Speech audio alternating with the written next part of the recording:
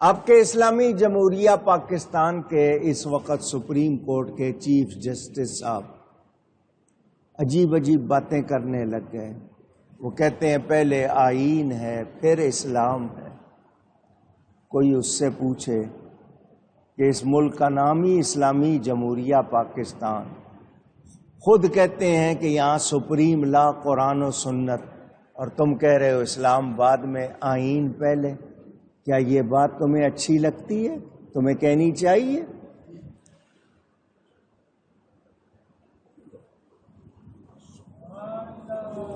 مہربانی. وہ لوگ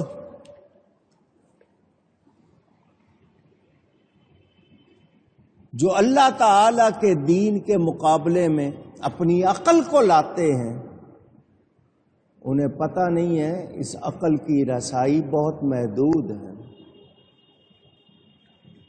اللہ کے احکام کے مقابلے میں عقل کو لاتے ہو، اللہ کے فرمان کے مقابلے میں اپنے رائے لاتے ہو. عجیب لوگ ہو. رب تعالی کا فرمان، نبی پاک صلی اللہ علیہ وسلم کا فرمان، اس کے مقابل بات کی جا سکتی نہیں. ہاں اس کے مطابق بات کی جا سکتی، مقابل نہیں. مگر آج مسلمان کہلانے والے قرآن اور حدیث کو چھوڑ کر غیروں کی تھیوریاں، ان کے فارمولے، ان کی چیزیں اپنا رہے ہیں. میں بڑے پیار سے اتنی بات کر رہا ہوں، ذرا غور کیجئے گا. دانت صاف کرنا ہماری صحت کے لیے ضروری ہے. صحیح بات ہے یا نہیں؟ آپ کھاتے ہیں، اگر کلی نہ کریں، پانی اس میں گاگل نہ کریں، وہ چیز اس پہ لگی رہ جائے، آپ کو کیڑا لگ جاتا ہے دانتوں میں، سوزش، جلن ہو جاتی ہے، سوائلنگ ہو جاتی ہے. معمولی سی درد ہو دانت میں آپ سے برداشت ہوتی ہے؟ اونچی. ہمیں حکم دیا گیا مسواک کرو. درخت کی نرم ٹہنی لے کر مسواک کرو. ہم نے اس کی جگہ ٹوتھ برش ایجاد کیا ہے. اس میں وہ برش میں جو بال ہیں، نائلون کے ہیں، پلاسٹک کے ہیں، کسی جانور کی کھال کے ہیں، کس کے ہیں، کیا مسواک کا بدل ہو سکتے ہیں؟ پوچھ رہا ہوں. میڈیم، سافٹ، ہارڈ برش میں آتے ہیں، نرم بھی ہے، درمیانہ ہے، سخت بھی ہے. اس سے آپ کے منہ میں، آپ کے دانتوں پر کیا اثرات آتے ہیں وہ بھی آپ کے سامنے ہے. مسواک کرنے والے کے مسوڑے یا دانت کبھی بگڑتے نہیں. میں یہ نہیں کہہ رہا کہ آپ برش کرنا چھوڑ دیں، مگر میں بتا رہا ہوں آپ نے فطرت کے مقابلے پہ ایک چیز بنائی ہے.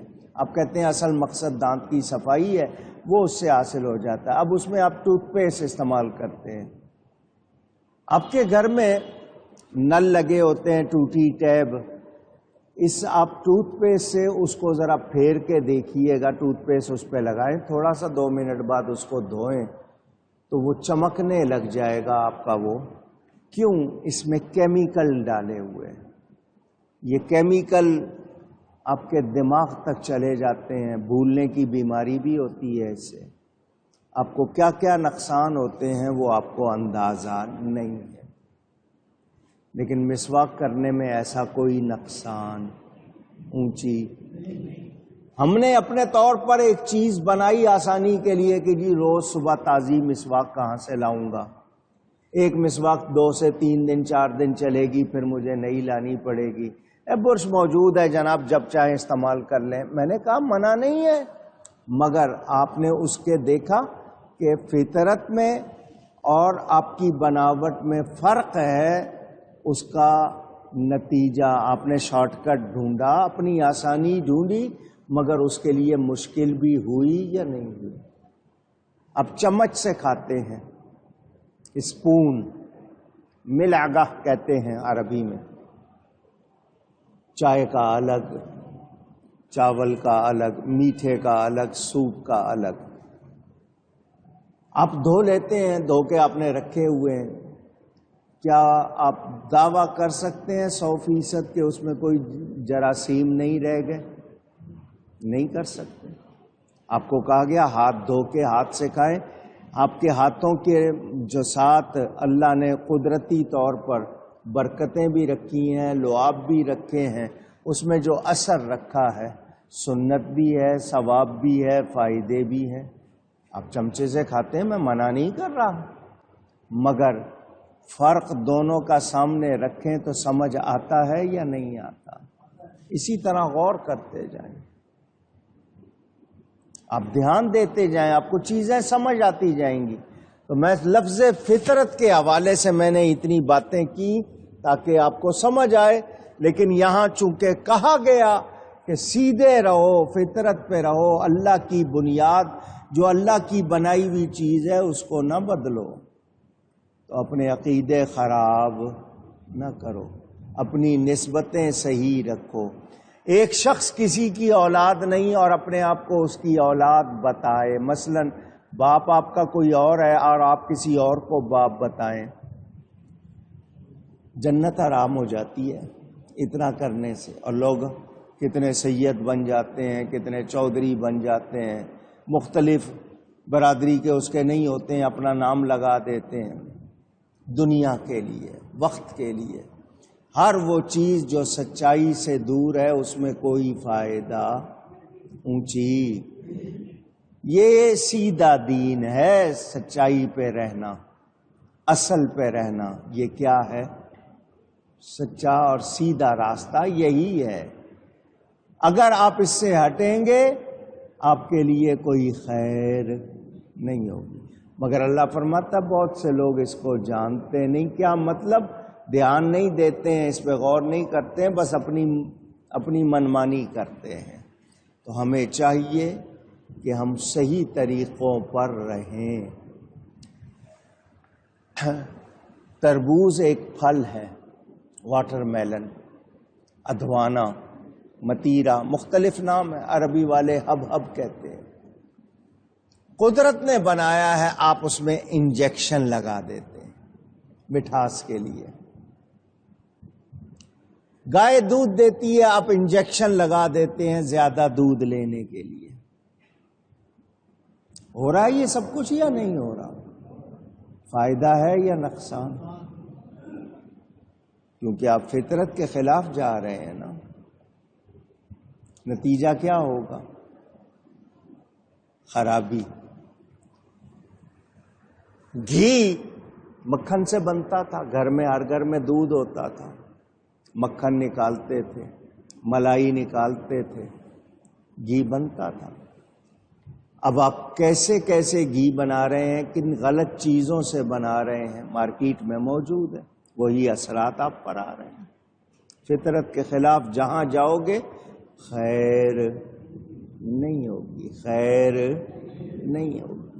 سیدھا راستہ، سیدھا دین، سچائی ہے، وہی جو اللہ نے عطا کی ہے اس پہ رہنا چاہیے۔ اللہ تعالیٰ ارشاد فرماتا ہے منیبین الیہ واتقوہ،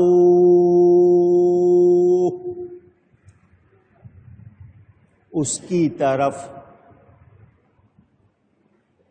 رجوع لاتے ہوئے، واتقوہ، اور اس سے ڈرو، وَأَقِيمُوا الصَّلَاةَ، اور نماز قائم رکھو، وَلَا تَكُونُوا مِنَ الْمُشْرِكِينَ، اور شرک کرنے والوں میں سے نہ ہو وہ۔ پہلی بات منیبین، رجوع لانا، اللہ کی طرف لوٹنا۔ کیا مطلب؟ منیب کس کو کہتے ہیں؟ منیب وہ ہے جو بار بار رجوع کرے، اللہ کی طرف آئے، لوٹے، اللہ کی طرف بار بار آنے والا منیب۔ منیبین جمع فرمائی گیا کہ فطرت پر التزام کرو، یعنی اس چیز کو اپنے اوپر لازم کرو، اپنا رخ دین کی طرف رکھو۔ کیا ہو کہ تمہاری ساری توجہ اللہ کی طرف ہو۔ ساری توجہ کس کی طرف ہو؟ اونچی کہیے گا۔ ایک مرتبہ اللہ کہنے سے آپ کو 40 نیکیاں ملتی ہیں، تو محبت سے کہیں کس کی طرف دھیان رکھنا ہے؟ اللہ کا کہنا ماننا ہے۔ جب اللہ کی بات آ جائے، دنیا ادھر کی ادھر ہو جائے، کسی اور کی طرف دھیان نہیں دے۔ مگر ہم اللہ کی بات چھوڑ دیتے ہیں، دوسروں کی سنتے ہیں، ان کی طرف دھیان دیتے ہیں۔ اللہ فرماتا ہے منیبین الیہ، اس کی طرف رجوع لاتے ہوئے، اس سے ڈرو۔ دھیان بھی کس کی طرف رکھنا ہے؟ اللہ کی طرف۔ جانا بھی کس کی طرف ہے؟ اللہ کی طرف۔ اور ڈرنا بھی ہے۔ کیا مطلب؟ اللہ کا حکم ماننا ہے، کہیں ایسا نہ ہو جائے کہ میں اپنی منمانی کر لوں اور اللہ کا حکم چھوڑ دوں۔ اور یہ ہمارے ساتھ روزانہ صبح و شام ہوتا ہے۔ اذان ہو رہی ہے، کیا کر رہے ہیں؟ اذان کے درمیان خاموشی سے سن بھی نہیں رہے، انتظار کر رہے ہیں کب ختم ہوتا کہ میں اپنے اگلے کام کروں۔ کچھ لوگ اتنا کر لیتے ہیں، کچھ ہنستے رہتے ہیں، باتیں کرتے رہتے ہیں، کام کرتے رہتے ہیں۔ اذان کا احترام نہ کرنا بری موت لاتا ہے۔ اللہ کے نام کو اہمیت نہیں دے رہے۔ کوئی اور بادشاہ آفیسر بات، ارے دھیان سے سنو، دھیان سے سنو۔ اللہ کے کلام کے بارے میں ہمارا کیا رویہ ہے؟ کتنا ادب کرتے ہیں ہم، کتنا دھیان دیتے ہیں ہم۔ تو رجوع لانا ہے اللہ کی طرف، دھیان رکھنا ہے، رخ رکھنا ہے اللہ کی طرف۔ سوچنا کس کو ہے؟ سچائی کو، صحیح راستے کو سوچنا ہے۔ جو بھی اس کے خلاف ہو اس کی طرف دھیان دینا نہیں ہے۔ واتقوا، اس سے ڈرو۔ کیا مطلب؟ آگے فرمایا واقیموا الصلاۃ، نماز قائم کرو۔ کیا مطلب؟ شرطیں نماز کی پوری کرو، اس کے آداب پورے کرو، اپنے آپ کو پاک رکھو، ستھرا رکھو۔ ایک نماز کے بعد دوسری نماز کا انتظار رکھو ذہن میں، یہ نہیں ہے کہ غافل ہو جاؤ۔ اب یہاں اگر آپ غور کریں گے، نماز کا بیان آیا ہے، مگر ساتھ ہی ہمیں تاکید بھی کی جا رہی ہے، سکھایا بھی جا رہا ہے۔ اس کا مطلب نماز کو کبھی ہلکا نہیں لینا چاہیے۔ بہت سے لوگ ہیں پرواہ ہی نہیں کرتے، اہمیت دینی ہے اس کو۔ اے انسان، تو آیا ہے دنیا میں، تیرے کان میں کہی گئی ہے اذان۔ جب تو جائے گا پڑھائی جائے گی نماز۔ جو نماز ہے اس کی اذان جنازے کی اذان نہیں ہے۔ اذان اور نماز کے درمیان کتنا وقفہ ہوتا ہے؟ اذان ہوئی نماز ہو جاتی ہے. وضو کے لیے ٹائم یا تو لوگ آتے ہیں، اکثر وضو کر کے آتے ہیں، اذان ہوئی نماز ہو گئی. اتنی سی زندگی ہے. اذان اور نماز کے درمیان جو وقفہ ہوتا ہے اتنی سی زندگی ہے جس کے لیے تیرے پاس پلاننگ بہت ہے، بہت زیادہ منصوبے ہیں، پلاننگ ہے. زندگی اتنی سی ہے، مگر جہاں ہمیشہ کے لیے جانا ہے وہاں کی تجھے فکر نہیں.